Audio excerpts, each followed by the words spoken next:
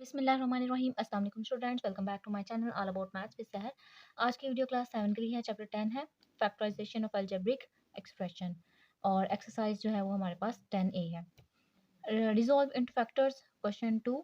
जो इसके remaining parts हैं वो मैंने सेपरेट ऑलमोस्ट 3 सेपरेट वीडियोस में मैं करवा चुकी हूँ। अब जो बाकी ही पार्ट्स रह गए हैं वो मैं इंशाल्लाह इसी वीडियो में कवर करूँगी, जैसे कि 2, 4, 5 और 7। तो ये 4 क्वेश्चन है, तो ये 4 क्वेश्चन मैं इसी में कवर करवा देती हूँ।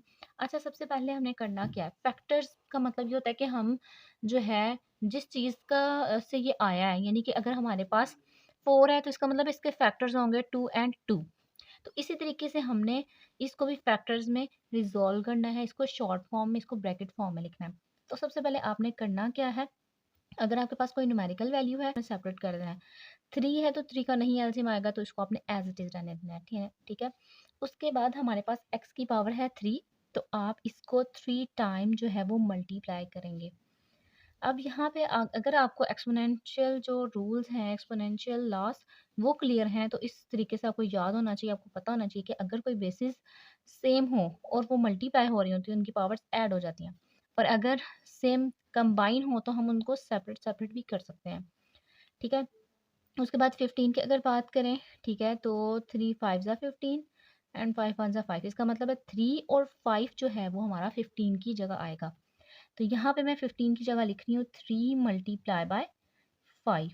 सबसे पहले तो आपने ये देख लेना कि इसमें 2 टर्म्स हैं। ठीक है। हमने मेन जो हमारा काम हम ये है कि कॉमन निकालना है। हमने दोनों टर्म्स में, तीनों टर्म्स में जितनी भी टर्म्स हमारे पास मौजूद हैं, हमने देखना है कि उसमें क्या चीज़ कॉमन आती है। सबसे पहले मैंने 3 को लिखा, फिर इसको ओपन करके लिखा, फिर 15 को। अब x क्लियर है, इसका मतलब है x को मैं 2 टाइम लिखूंगी। अब लिखने का मतलब ये है कि इन दोनों के दरमियान कोई साइन नहीं एग्जिस्ट कर रहा है, इसका मतलब यहाँ पे मल्टीप्लिकेशन है। y एक दफ़ा है तो y एक दफ़ा ही लिखेंगे। अब आपने इसको कॉमन कैसे निकालना है, ये चीज़ आपने ध्यान से देखनी है। ये हो गई फर्स्ट टर्म, मैं इसको पेंसिल से थोड़ा सा हाईलाइट कर देती हूँ। ये हो गई फर्स्ट टर्म और ये हो गई सेकेंड। फर्स्ट टर्म में हमारे पास हमने देखना है 3 फर्स्ट में है और सेकंड में भी है, दोनों में है। दोनों को आपने हाईलाइट कर लेना है और इसको जब आपने कॉमन बाहर निकालना है तो एक दफ़ा लिखना है। अगर आपके पास 100 टर्म्स भी होंगी, फर्ज करें यहाँ पे प्लस कुछ और होगा, फिर माइनस कुछ और होगा, 100 टर्म्स भी होंगी, तो उसमें से अगर कुछ कॉमन आता है तो वो सिर्फ और सिर्फ एक दफ़ा आएगा। ठीक है। ये 3 जो था, फर्स्ट 3, ये हमने बाहर एक दफ़ा लिख लिया और इतनी बात हमारी क्लियर हो गई। अब नेक्स्ट x की बात करते हैं। ये फर्स्ट x है, ठीक है, और दूसरे टर्म में फर्स्ट x, दोनों एग्जिस्ट कर रहे हैं। इसका मतलब है कि पहले हिस्से में भी एक x मौजूद है, दूसरे हिस्से में भी एक x मौजूद है, लेकिन जब मैं उसको बाहर लिखूंगी तो एक दफ़ा लिखूंगी। ठीक है। अब सेकेंड x की बात करते हैं। दूसरा x जो है वो भी फर्स्ट टर्म में है और सेकेंड टर्म में भी सेकेंड x है, तो इसको भी जब मैं लिखूंगी तो बाहर सिर्फ और सिर्फ एक दफ़ा आएगा। ठीक है। अब देखा जाए तो कुछ भी कॉमन नहीं बचा। ये x थर्ड x है, तो यहाँ पे थर्ड x जो है वो एग्जिस्ट नहीं कर रहा। अगर दूसरे टर्म में देखें तो 5 और y बचा है। 5 देखा जाए तो पहले टर्म में नहीं है, y देखा जाए तो पहले टर्म में नहीं है। इसका मतलब हमारी जो कॉमन आना था वो आ गया हुआ है।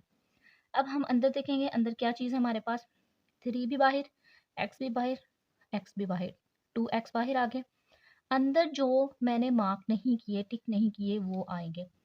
एक्स भी माइनस बी, 3 चला गया बाहर, 5 नहीं गया, यानी कि 5 मार्क नहीं है तो अंदर लिखा जाएगा। दोनों एक्स बाहर और अंदर बचा हमारे पास y। अगर हम देखें तो ये बेसिस सेम है। ठीक है। इनकी पावर्स क्या है, 1 1, तो इनकी पावर्स ऐड हो जाएंगी, यानी कि ये मल्टीप्लाई हो रहे हैं ना।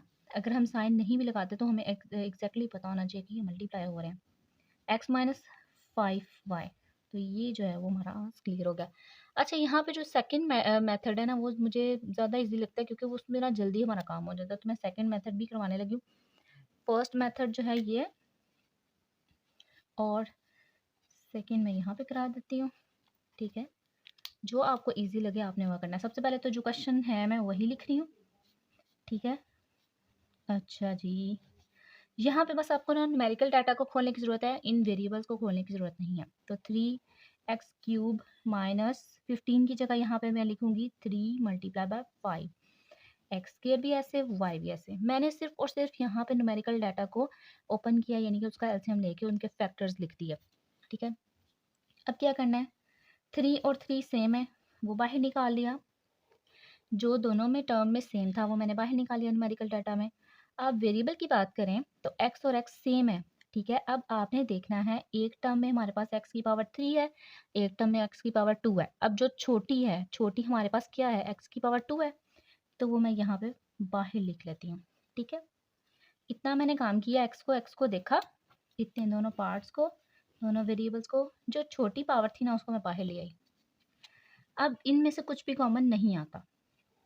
ठीक है, अच्छा जी, 3 मैंने बाहर निकाला, एक्स स्क्वायर भी बाहर आ गया। अब इस x3 में से मैंने x2 बाहर निकाला, तो अंदर बचा एक x, माइनस 3 भी बाहर, 5 अंदर, और एक्स स्क्वायर तो पहले से ही बाहर चला गया, y।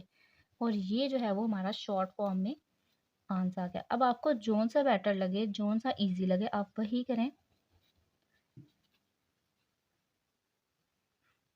अच्छा जी, क्वेश्चन नंबर 4, क्योंकि थर्ड मैं करवा चुकी हूँ तो 4 अब मैं करवाती हूँ। 4 में इस वीडियो में नहीं मैं करवा रही, थर्ड थर्ड जो है वो मैंने सेपरेट वीडियो बनाई है, डिस्क्रिप्शन में उसका लिंक दे दूँगी, यहाँ आप मेरी प्लेलिस्ट चेक कर सकते हैं। उसमें मैंने जो चैप्टर 10 है उसमें सारी वीडियोज़ एक प्लेलिस्ट में ऐड कर दी हुई है, तो आप वहाँ पे जाके सर्च करके देख सकते हैं। अच्छा जी, क्वेश्चन 4 स्टार्ट करते हैं। अब इसमें भी क्या करना है, सिंपली हमने न्यूमेरिकल डाटा के जो है वो फैक्टर्स बनाने हैं। अगर 6 की बात करें तो 2 3 ज़ा 6, ठीक है, और 3 1 ज़ा 3। इसका मतलब मैं 6 की जगह लिखूंगी 2 एंड 3, तो 6 की जगह लिखा मैंने 2 एंड 3। p 2 टाइम है, यानी कि p स्क्वायर है, तो इसका मतलब है मैं p को 2 दफ़ा लिखूंगी, q एक दफ़ा है तो एक दफ़ा, प्लस अब 12 की जो है वो उसकी फैक्टर्स में निकालूंगी। 2 6 ज़ा 12, 2 3 ज़ा 6 एंड 3 1 ज़ा 3। 12 की जगह मुझे क्या लिखना है, 2 2 and 3, 2 multiply by 2 multiply by 3। p एक दफ़ा है तो p एक दफ़ा लिखूंगी, q 2 टाइम है, यानी कि स्क्वायर का मतलब है किसी भी वैल्यू के ऊपर अगर स्क्वायर आ जाता है तो इसका मतलब है वो 2 टाइम आपस में मल्टीप्लाई हो रहा होता है। तो यहाँ पे अब मैं मल्टीप्लिकेशन का इसलिए नहीं साइन लगा रही क्योंकि कुछ बच्चे जो है वो कंफ्यूज हो जाते हैं, एक्स और मल्टीप्लिकेशन को सेम कर देते हैं। तो अगर हम इसको खाली क्यू क्यू भी लिखें तो फिर भी हमारा जो है वो ठीक है। तो ये मैंने 2 दफ़ा क्यू क्यू लिख दिया। अब हमने बस टर्म्स को देखना है, ये पहली टर्म है, ये दूसरी टर्म है, इसमें से जो चीज़ कॉमन है ना हमने वो बाहर निकालनी है। फर्स्ट 2, पहले वाले हिस्से में भी, पहले वाली टर्म में भी 2 है और सेकंड टर्म में भी 2 है, तो वो मैं इसको एक दफ़ा लिखूंगी क्योंकि कॉमन में हम सिर्फ और सिर्फ एक दफ़ा लिखते हैं।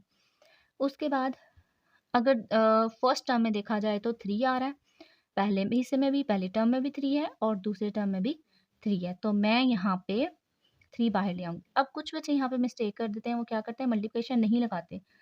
देखें, 2 पहले हमने निकाल लिया, 3 अब मैं निकालूंगी, तो इसका मतलब ये नहीं है कि वो 23 बन जाएगा, इसका मतलब ये है कि वो आपस में मल्टीप्लिकेशन होंगे। अगर 1 और 2 ये होता है 12, अगर मैं इनके दरमियान मल्टीप्लिकेशन नहीं लगाऊंगी ना, मल्टीप्लिकेशन साइन, तो वो जो है वो 12 बन जाएगा। तो इस दोनों में आपने डिफरेंस रखना है, 12 और 2 1 ज़ा 2 में फ़र्क होता है। अच्छा जी, अब क्या करेंगे, फर्स्ट टर्म में हमारे पास पहला p, सेकंड टर्म में पहला p, तो बाहर निकाला तो हमारे पास सिर्फ और सिर्फ एक p आएगा। अब हम फर्स्ट टर्म में देखते हैं एक p है, दूसरे टर्म में देखा तो दूसरा p नहीं था, तो इसका मतलब वो कॉमन नहीं है। अब q की बात करेंगे, q हमारे पास है, फर्स्ट टर्म में पहला q, सेकंड टर्म में पहला q, बाहर लिखेंगे तो हमारे पास एक दफ़ा आएगा। अब देखते हैं, ये इस चीज़ से तो ये जो हमारा सेकंड p है वो सेकंड टर्म में नहीं है। 2 को देख लेते हैं, जो दूसरा 2 है वो इसमें नहीं है। अब यहाँ पे आपने बिल्कुल क्लियर रहना है कि कुछ बच्चे जो हैं वो पहले टर्म में और दूसरे टर्म में भी जितने भी 2 होते हैं उनको एक दफ़ा लिखते हैं, हालाँकि वो गलत है।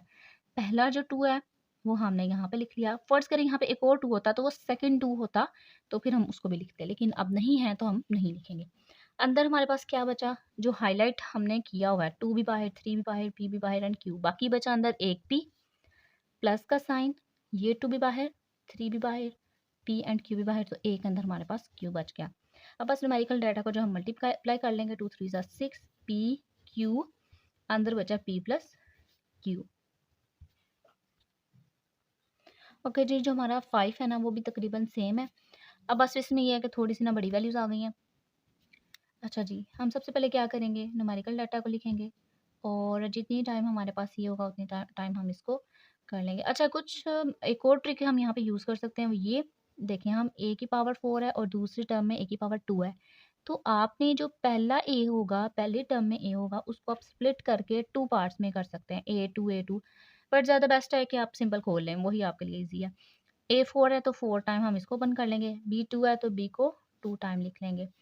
15 की जगह मैं लिखूँगी 3 5 ज़ा 15, आप एलसीएम करके देख लीजिएगा, यही आता है। एंड ए जो है वो 2 टाइम है तो मैं 2 टाइम लिखूँगी, बी 4 टाइम है तो 4 टाइम इसे ओपन करूँगी। अब इसमें हमने कॉमन लेना है टर्म्स वाइज़, इससे ये पता चल जाता है कि ये एक टर्म है, ये सेकंड टर्म है। 5 और 5 सेम हो गया, वो लिखेंगे। फर्स्ट ए लिखा गया, सेकंड ए मैं डॉट लगा रही हूँ, सेकंड ए लिखा गया, ठीक है। अब देखें हमारे पास बल्कि टिक ही लगा लेते हैं ताकि क्लियर हो जाए। ओके जी, अब देखें थर्ड ए यहाँ पे है लेकिन यहाँ पे थर्ड ए नहीं है। फोर्थ ए यहाँ पे है, यहाँ पे फोर्थ ए नहीं है। अब बी की बात करेंगे, फर्स्ट बी एक दफ़ा लिखेंगे, सेकंड बी एक दफ़ा लिखेंगे। अब यहाँ पे ना थर्ड बी है ना फोर्थ बी है, बट इधर है, बट लेकिन कोई भी चीज़ मैच नहीं हो रही, इस वजह से हम यहाँ तक फिनिश कर देंगे। अंदर क्या बचा, ए और ए, 2 ए बचे प्लस 3 बचा और उसके बाद 2 बी बचे। अच्छा जी, 5 ए 2 दफ़ा हैं और ये मल्टीप्लाई हो रहे हैं, इनके दरमियान कोई साइन नहीं, लेकिन आपको पता होना चाहिए कि यहाँ पे मल्टीप्लिकेशन का साइन एग्जिस्ट करता है। तो ए 2 टाइम है तो यहाँ पे ए की पावर 2 आ जाएगी, बी 2 टाइम है तो बी की पावर 2 आ गई। अंदर भी सेम यही प्रोसेस होगा, ए 2 टाइम है तो 2 आ जाएगा और बी 2 टाइम है तो बी की पावर 2। ये हमारे पास छोटा सा आंसर है। अच्छा जी, क्वेश्चन नंबर जो 7 है, इसमें हमने देखना है 4 टर्म ही देखेंगे कॉमन है कि नहीं। तो सबसे पहले हमने देखा कि सब में कुछ कॉमन है, ए फर्स्ट में है, सेकंड में भी है, लेकिन थर्ड में नहीं, ना फोर में है। फिर M cube, M square, M 3 में कॉमन है लेकिन 8 में कॉमन नहीं है। मीन्स के कुछ ऐसी वैल्यूज़ हैं कि जो सब में नहीं है। तो हम यहाँ पे क्या कर लेते हैं, पेयरिंग बना लेते हैं।